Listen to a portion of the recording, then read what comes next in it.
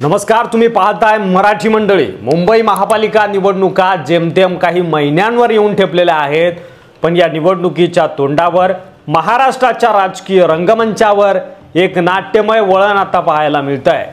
ठाकरे कुटुंबाच्या राज उद्धव पुन्हा एकत्र येण्याच्या शक्यता वर्तवल्या जात आहेत। राज ठाकरे आणि उद्धव ठाकरे हे दोन भाऊ जर खरोखरच एकत्र आले तर कोणाची झोप उडणार आहे? सर्वात जास्त नुकसान कुणाला होणार? उत्तर एकच, एकनाथ शिंदे। कारण ही युती केवळ दोन नेत्यांची हातमिळवणी नाही, तर ती आहे मुंबईवर अधिराज्य कोण करणार याची वाट।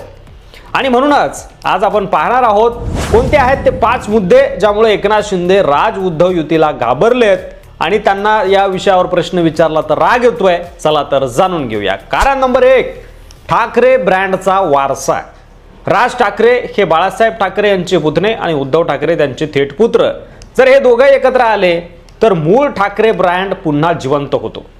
शिंदे यांनी 2022 मध्ये शिवसेना फोडून नाव आणि चिन्ह जिंकलं असेल तरी भावनिकदृष्ट्या एक मतदारांना आजही शिवसेना म्हणजे बाळासाहेबांचे वारस किंवा शिवसेना म्हणजे ठाकरे असंच उत्तर माहिती आहे।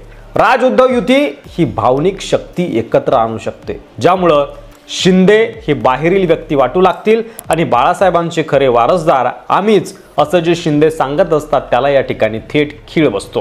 कारण नंबर 2, एक मजबूत भाजप विरोधी मराठी आघाडी निर्माण होऊ शकते। मुंबई सारख्या शहरात मराठी मतदारांमध्ये असंतोष आहे, स्थानिकांवरचा अन्याय, मराठी भाषेवरचा अन्याय आणि बाहेरून आलेल्या लोकांचे वाढते वर्चस्व।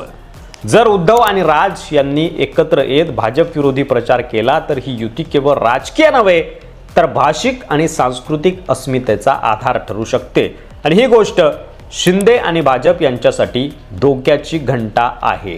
आणि म्हणूनच शिंदे किंवा भाजप राज उद्धव यांच्या युतीला घाबरलेत असं म्हणायला हरकत नाही। कारण नंबर 3, विश्वासघाताच्या आठवणी परत जाग्या होतात। एकनाथ शिंदे यांनी बाळासाहेबांच्या विचारांशी निष्ठा असल्याचा दावा करत उद्धव यांच्याशी फारकत घेतली, पण आता राज जे बाळासाहेबांच्या हिंदुत्वाची खरी ओळख सांगतात, जर उद्धव यांच्यासोबत एकत्र आले तर शिंदेंचा मीच खरा वारस हा दावा फोल ठरतो।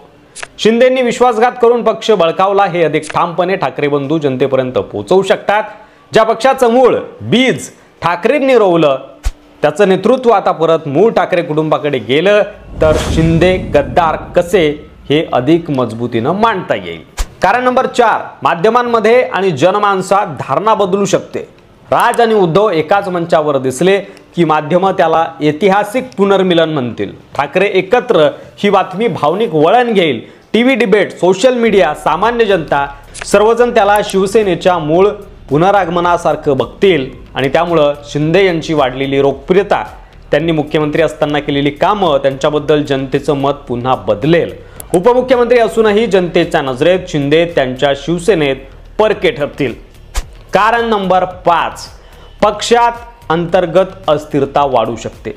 शिंदे गट आज एकसंध वाटत असला तरी तो एका नाजूक विश्वासावर टिकून आहे की ते सत्तेत आहेत आणि त्यांचा पक्ष मजबूत आहे, भाजप सोबत आहेत। पण जर ठाकरे कुटुंब एकत्र आलं तर त्यांच्या पक्षातील अनेक आमदार गोंधळून जातील। 2029च्या पार्श्वभूमीवर आत्ताच नाही पण भविष्यात ठाकरे युती झाली आणि कायम राहिली तर शिंदेंच्या गटातील काही जण भाजप सोबत जाण्यावर विचार करतील, काही ठाकरेंकडे जाता येतं का बघतील आणि काही मनसेचा विचार देखील करू शकतात। स्थानिक मनसेची ताकद जिथं जास्त असेल तिथं, त्यामुळे शिंदेंचं पक्षावरचं नियंत्रण ढासळण्याचा धोका निर्माण होईल आणि मुंबई महापालिकेत उमेदवार ठरवताना हा असंतोष स्पष्टपणे दिसू शकतो। राज उद्धव एकत्र आले तर त्याचा परिणाम फक्त मतांवर नाही तर कथांवर होणार आहे। शिंदेंनी स्वतःसाठी बांधलेली मी खरा शिवसैनिक ही कथा कोसळू शकते आणि जेव्हा राजकारणात कथा कोसळते तेव्हा सत्तेला हादरा बसतो। म्हणूनच एकनाथ शिंदे रागावतात जेव्हा त्यांना ठाकरे बंधूंच्या युतीचा प्रश्न विचारला जातो, कारण ही युती त्यांच्या अस्तित्वाला आणि राजकीय भवितव्याला एक गंभीर धोका निर्माण करू शकते। दूरगामी परिणाम याचे होऊ शकतात।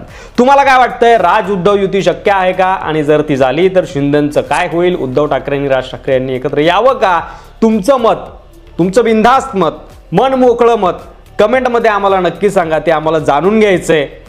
आणि मराठी मंडळीवर नवीन असाल तर सबस्क्राइब करा, व्हिडिओ आवडला असेल तर मुंबईकरांनो शेअर करा। पुन्हा भेटू पुढच्या व्हिडिओमध्ये, तोपर्यंत रजा घेतो. धन्यवाद. जय महाराष्ट्र.